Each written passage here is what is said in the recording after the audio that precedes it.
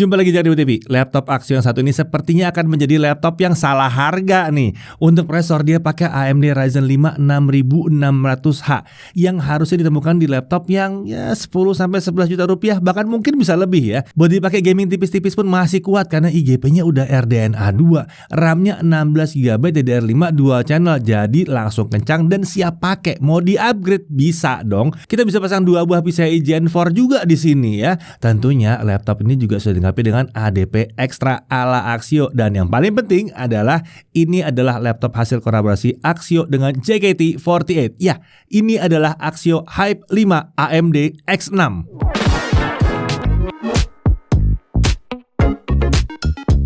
Ya, kali ini kita kembali dengan kedatangan laptop Axio Hype 5 AMD. Sebelumnya kita sudah pernah mereview Axio Hype 5 AMD X3 yang pakai AMD Ryzen 5 3500U, dan ada juga Axio Hype 5 AMD yang pakai Ryzen 5 5500U. Dan sama seperti saudaranya tadi, di sini Axio kembali berkolaborasi dengan JKT48 dalam menghadirkan laptop ini. Jadi setiap pembelian laptopnya kalian bisa dapetin stiker Oshi kalian di JKT48 dan sebuah kartu yang bisa dikoleksi. Oke, gak usah panjang lebar, kita langsung mulai dari spesifikasinya. Untuk prosesor dipakai AMD Ryzen 5 6600H, codename-nya Rembrandt, arsitekturnya Zen 3 Plus, TSMC 6 nanometer FinFET ya. TDP 45 watt, dia punya 6 core 12 thread dan turbo frekuensinya up to 4,5 GHz. Ini sih prosesor untuk laptop gaming ya harusnya ya. Nah, nanti kita lihat bagaimana performanya. Sudah pakai AMD Radeon dengan basis RDNA 2 ya. Punya 6 compute units dengan total 384 shader units. VRAM-nya 2GB yang diambil dari kapasitas RAM laptopnya. Untuk RAM-nya sendiri 16GB DDR5 4800 langsung dual channel. Mantap ya, langsung dual channel yang terpasang. Nah, kalau yang X3 kemarin masih single channel, yang ini udah langsung dual channel. Secara default kapasitas RAM-nya terbaca ada di kisaran 14GB. Ini wajar ya, karena yang 2GB tadi dialokasikan untuk IGP-nya. Tapi tenang, kalau kurang besar kapasitasnya masih bisa di-upgrade sampai 64GB. Nah, untuk storage langsung setengah terabyte SSD M.2 NVMe PCIe 3.0 ya. Slot tersebut juga mendukung SSD PCIe Gen 4, jadi bisa di-upgrade ke yang lebih kencang kalau dibutuhkan. Selain itu ada juga slot M.2 kedua yang mendukung juga SSD PCIe Gen 4. Untuk konektivitas wirelessnya dia pakai modul MediaTek. Di sini sudah support Wi-Fi 6 dan Bluetooth versi 5.2. Baterainya kapasitasnya ada di 58 Wh. Ini meningkat ya karena sebelumnya pakai yang 45,6 Wh.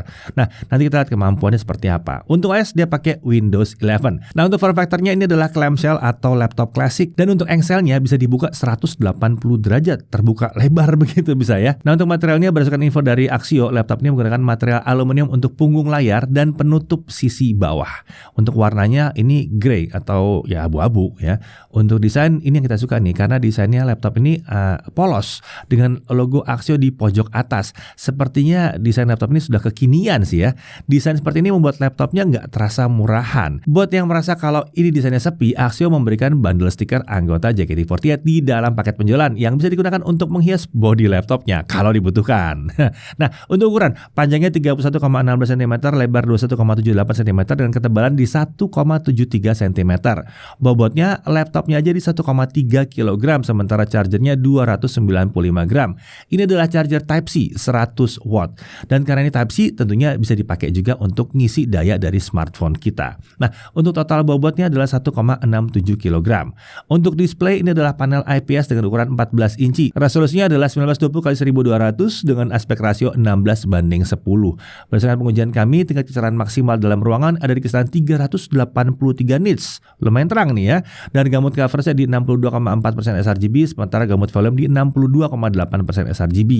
Nah, karena ini layarnya IPS, kalau misalnya mau digunakan untuk belajar editing foto atau video sederhana, ya ini masih oke lah ya kalau tidak butuh akurasi warna kelas profesional. Tapi kalau butuh yang akurasi warna kelas profesional, ya gampang, tinggal tancapkan monitor eksternal aja yang udah 100% sRGB. Mudah kan? Nah, mau dipakai untuk nonton, layar bawahnya juga sudah tergolong oke. Kemudian layar ini juga sudah menggunakan lapisan anti glare yang minim pantulan cahaya. Engselnya juga bisa dibuka sampai 180 derajat, jadi minim resiko akibat terdorong kalau nggak sengaja. Dan layar ini juga jadi mirip seperti laptop bisnis ya. Jadi ini bisa memudahkan kita untuk menunjukkan isi layar ke lawan bicara di depannya untuk presentasi misalnya. Untuk bingkainya ini desainnya tipis di sisi kanan dan kiri, jadi terasa lumayan kekinian. Dan untuk si atas memang agak sedikit tebal karena ada kamera tentunya di situ. Nah, untuk kameranya ini punya resolusi 2 megapiksel dan support perekaman hingga 1080p 30 fps. Menariknya di sini Axio melengkapi kameranya dengan shutter fisik, jadi ini lumayan aman ya. Jadi kalau misalnya dihack atau gimana tuh ya nggak bakal bisa dipakai kameranya. Sementara untuk mikrofon ada 2 dan terletak di sisi kanan dan kiri kamera. Untuk kemampuan kamera dan mikrofonnya kurang lebih seperti ini. Oke, ini adalah hasil perekaman menggunakan kamera Axio Hype 5 AMD X6. Untuk hasil videonya sendiri dengan kondisi pencahayaan yang oke, bagi kami ini cenderung overbright ya. Meskipun begitu, kualitas video sendiri sudah tergolong oke untuk conference call ataupun meeting online. Ya, teman-teman lihat, saat ini saya sedang berada di pinggir jalan untuk menguji kemampuan mikrofon dari Axio Hype 5 AMD X6 ini. Dan seperti yang teman-teman dengar, sayangnya laptop ini belum memiliki kemampuan noise cancellation, jadi suara background masih dapat terdengar. Jadi kami akan sarankan untuk kalian menggunakan mikrofon eksternal supaya dapat menghasilkan audio lebih jernih ya. Oke, untuk audio, laptop ini menggunakan 2 buah speaker yang mengarah ke alas laptop. Untuk kualitas suaranya agak flat di sini dan kurang lantang kalau menurut kami. Jadi kalau mau dengerin musik atau nonton film secara beramai-ramai, kami sarankan untuk pakai speaker eksternal aja. Bisa kok di sini. Nah, untuk konektor, di sisi kiri ada 2 USB 3.2 Gen 1 Type-C yang full function yang juga sudah mendukung power delivery dan display output juga. Lalu ada satu HDMI 1.4. Ada satu USB 3.0 Type A yang besar. Nah, beralih ke sisi kanan, ada satu USB 2.0, ada satu USB 3.0 Type A, dan ada satu audio jack combo 3,5 mm serta Kensington lock slot. Oke, kalau kita lihat konektor-konektornya ini menarik sekali karena kalau diperhatikan dari tadi, ini berarti bahwa laptop yang satu ini bisa dihubungkan ke 3 monitor eksternal sekaligus. Jadi kalau kita mau kerja pakai total 4 monitor dengan laptop ini bisa. Nah, untuk keyboardnya, desain dari layout keyboard ini sedikit berbeda dari Axio Hype 5 AMD X3 yang sebelumnya kita review. Di X3 kemarin ada tombol navigasi seperti Home and Page Up, Page Down ya di bagian kanan keyboard. Sayangnya di sini tidak tersedia. Kemudian tombol anak panah ini punya ukuran yang masih besar ya, sama seperti tombol yang lain. Jadi ini nyaman saat digunakan. Kemudian keyboard ini juga sudah memiliki lampu backlit. Warnanya putih dengan 3 tingkat kecerahan. Untuk mengaksesnya kita dapat menekan tombol function plus F9 pada keyboard. Nah, untuk touchpad, saat kami ukur, touchpad ini punya ukuran 12,5 x 6,7 cm dengan posisi center to body yang memanjang dari tombol alt kiri hingga kontrol yang sebelah kanan. Ini buat telapak tangan kita sering masuk ke area touchpad, tapi untungnya touchpad ini seperti punya palm rejection. Jadi kalau kita ngetik kena-kena dikit, nggak ada masalah. Oke, lanjut ke sistem pendinginnya. Laptop ini menggunakan sistem pendingin aktif dengan 2 kipas dan 2 heat pipe. Intake-nya dari bawah dan ventilasi pembuangan udaranya itu ke arah belakang atau tepatnya ke arah layar sebetulnya. Tapi ini kan layar IPS ya, jadi nggak ada masalah. Oke, kita sekarang masuk ke aspek performanya. Langsung aja kita cek konsistensi performanya pakai Cinebench R23 selama setengah jam. Untuk skor maksimal yang bisa dicapai adalah 10.240 poin saat pakai charger. Sedangkan skor yang bisa dipertahankan ada di kisaran 10.100 poin hingga 10.200-an poin. Sementara itu kalau kita cabut chargernya, kita lihat bahwa skor maksimum yang dicapai adalah 9.026 poin. Dan dalam mode ini, skor yang bisa dipertahankan ada di kisaran 8.900 sampai 9.000 poin. Oke, untuk suhu kerjanya, pada saat kita menjalankan Cinebench R23 selama setengah jam, di awal run suhu CPU terlihat mencapai 89 derajat Celcius. Kemudian setelah itu sudah dapat dipertahankan di kisaran 84 sampai 85 derajat Celcius dengan spike tiap awal run ke 87 derajat Celcius. Ini masih tergolong aman ya. Oke, sekarang kita langsung lihat Adobe Premiere Pro 2024. Videonya seperti biasa, yang 2 menit 7 detik. Untuk 4K 60 video export dengan software Oni selesai dalam waktu 12 menit 33 detik. Kalau kita pakai OpenCL 6 menit 39 detik. Sementara untuk video 1080p 60 fps durasi yang sama, software Oni selesai dalam waktu 2 menit 14 detik dan kalau pakai OpenCL hanya 1 menit 47 detik. Kencang kalau ini ya. Nah, suhu kerja saat melakukan video export 4K 60 dengan OpenCL, di awal suhu CPU sempat mencapai 73 derajat Celcius, kemudian bergerak turun di bawah 60 derajat Celcius. Oke, sekarang kita lanjut ke DaVinci Resolve 18.6, software video editing kelas profesional, tapi ini versi gratisnya. Durasi videonya masih yang sama. Kalau 4K 60 video exporting selesai dalam waktu 13 menit 49 detik, sementara kalau 1080p 60 fps selesai dalam waktu 3 menit 41 detik. Nah, untuk suhu kerjanya pada saat melakukan 4K video export, suhu CPU terlihat fluktuatif di kisaran 80 sampai 64 derajat Celcius, tapi tergolong aman banget. Oke, kalau pakai CapCut bagaimana? Lagi-lagi kita pakai video yang sama, durasinya 2 menit 7 detik juga. Untuk 4K 60 360 video exporting hanya butuh waktu 2 menit 24 detik, sementara 1080p 60 fps ekspornya hanya butuh 42 detik saja. Ini kencang banget. Kalau kita mau ngekspor pakai video 4K atau ngedit pakai video 4K, bisa pakai CapCut ini aja ya.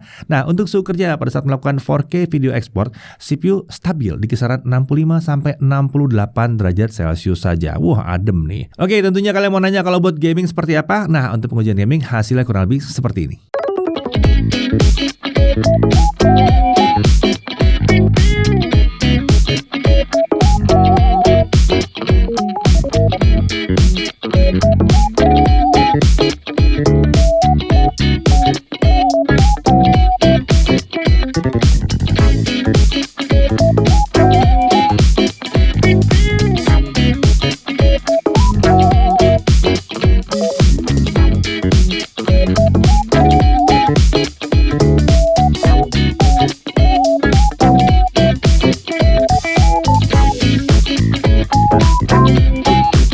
Oke, di game yang terakhir udah langsung game bertahan ya, pakai Assassin's Creed Mirage selama setengah jam. Suhu CPU terlihat ada di kisaran 75 sampai 76 derajat Celcius dan sempat sesekali aja nyentuh 78 derajat Celcius, nggak nyampe 80 ya.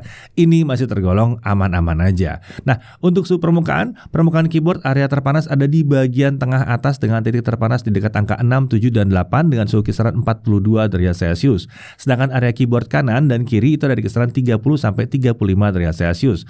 Untuk area body titik terpanas ada di dekat ventilasi buangan udara di sebelah kanan atas yang mencapai 46 derajat Celcius. Tapi ini area ventilasi, jadi wajar banget tangan kita kan nggak megang-megang ke situ harusnya. Nah, kalau untuk palm rest dan touchpad suhunya aman, ada di bawah 31 derajat Celcius. Oke, sekarang kita uji storage-nya atau SSD-nya. Dengan kristal Dismark kita peroleh bahwa kecepatan bacanya ada di 3055 MB per second dan tulisnya di 1857 MB per second. Ini tergolong kencang untuk kelas harganya. Oke, lanjut untuk pengujian baterai. Seperti biasa, berarti kita set di 150 nits, volume di 25% dan airplane mode kita nyalakan. Hasilnya, laptop ini baru kehabisan baterai setelah hampir 9 jam atau tepatnya 8 jam 55 menit. Ini udah tergolong oke lah untuk kelas harganya. Walaupun sebetulnya kami sedikit berharap bisa lebih lama lagi, tapi udah cukup lah. Tadi kan performanya juga kencang ya. Nah, lalu untuk charging, 30 menit pertama terisi langsung di 49%. Sementara untuk dari kosong sampai penuh butuh waktu 2 jam 29 menit. Sedikit lebih panjang daripada target kita yang di 2 jam. Tapi lucunya, dia sebetulnya sudah bisa mencapai 94% dalam waktu hanya 1,5 jam saja. Jadi sepertinya ya di 6% terakhirnya itu melambat untuk membuat baterai lebih awet mungkin ya.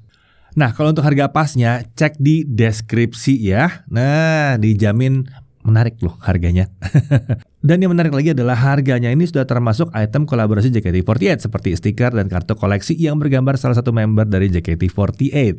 Lalu ada garansi 1 tahun dari Axioo Indonesia yang otomatis mendapatkan garansi ADP Extra selama 1 tahun. Nah, ADP Extra ini akan mengcover berbagai kerusakan yang diakibatkan oleh penggunanya sendiri bahkan ya, seperti ketumpahan cairan, nggak sengaja jatuh, korsleting listrik, bahkan bencana alam dan masih banyak lagi. Menariknya, selain kerusakan tersebut, ADP Extra juga akan mengcover kerugian akibat tindak kejahatan seperti pencurian. Selain itu, Axioo juga menjanjikan proses klaim ADP akan mudah dan dapat dilakukan di 177 service center yang tersebar di seluruh Indonesia. Bahkan, Axioo memiliki layanan same day service, jadi klaim garansinya cepat. Nah, kalau proses servisnya itu lebih dari 6 jam gimana? Nah, di sini Axioo akan meminjamkan laptop pengganti. Mantap kan? Oke, kita langsung masuk ke hal yang perlu diperhatikan. Pertama, suara speakernya agak terasa kurang lantang dan agak flat di sini. Tapi ini tentunya bisa diperbaiki ya dengan nambahin aja speaker eksternal, gampang, atau pakai TWS bisa juga ya. Kemudian dia belum dapat bundle Microsoft Office. Tapi tenang kan ada banyak alternatif dari Microsoft Office. Bahkan banyak yang gratis juga. Ya, tentunya kalau kalian mau pasang Microsoft Office bisa tinggal install aja, tapi beli dulu lisensinya ya. Kemudian hal yang lain adalah garansinya yang masih 1 tahun. Nah, dari sisi menariknya jelas ini prosesornya kenceng karena pakai H-series yang udah 6 core 12 thread dari AMD. Mau buat gaming bisa, nggak ada masalah. Suhu kerjanya juga tergolong aman di sini. Nah, lalu kemudian RAM-nya bisa di-upgrade. Iya, yang ini bisa upgrade RAM. Dan kita juga bahkan bisa nambah SSD M.2, bukan ganti ya, nambah. Jadi total kita bisa pakai 2 SSD dalam laptop yang satu ini. Lalu layarnya sudah IPS, resolusinya Full HD, konektornya juga lengkap ya di sini. Bahkan sudah ada 2 USB Type-C yang punya fungsi full di situ. Lalu siap dipasang ke multi monitor. Jadi kita bisa kerja sampai dengan pakai 4 monitor, termasuk monitor bawaannya sendiri ya. Mantap ya. Keyboardnya juga sudah punya backlit. Lalu chargingnya tergolong kencang. Lalu dia punya garansi akibat kerusakan yang tidak terduga di sini ya. Lalu ya, ada kolaborasi bareng JKT48. Jadi pertanyaan, laptop yang satu ini cocoknya buat siapa? Yang pertama, buat yang lagi nyari laptop yang terjangkau tapi mau yang performanya kenceng. Nah, bisa banget nih ya. Buat pelajar, mahasiswa, atau guru, atau dosen yang butuh laptop terjangkau untuk kegiatan belajar mengajar, ini bisa banget. Buat pekerja kantoran juga oke, asal speknya cocok dengan pekerjaannya tentunya ya. Apalagi desain laptop ini kan simple, minimalis ya, nggak terlalu mencolok juga. Mau meeting bareng klien juga masih mantep yang satu ini. Atau ya mungkin untuk fans JKT48 yang emang kepengen beli laptop buat dapetin merchandise-nya, bisa juga di sini. Yang jelas Axio Hype 5 AMD X6 ini hadir sebagai salah satu jawaban dari Axio atas banyaknya permintaan terhadap sebuah laptop yang kencang dengan harga terjangkau yang masih mudah untuk di-upgrade. Jadi kalau memang harga dan performanya cocok buat kalian dan fiturnya juga cocok, rasanya laptop yang satu ini layak banget untuk dipertimbangkan. Nah, jadi menurut kalian sendiri bagaimana? Laptop ini harganya udah bener atau malah salah harga karena kemurahan? Saya Didi Irfan, Jakarta TV.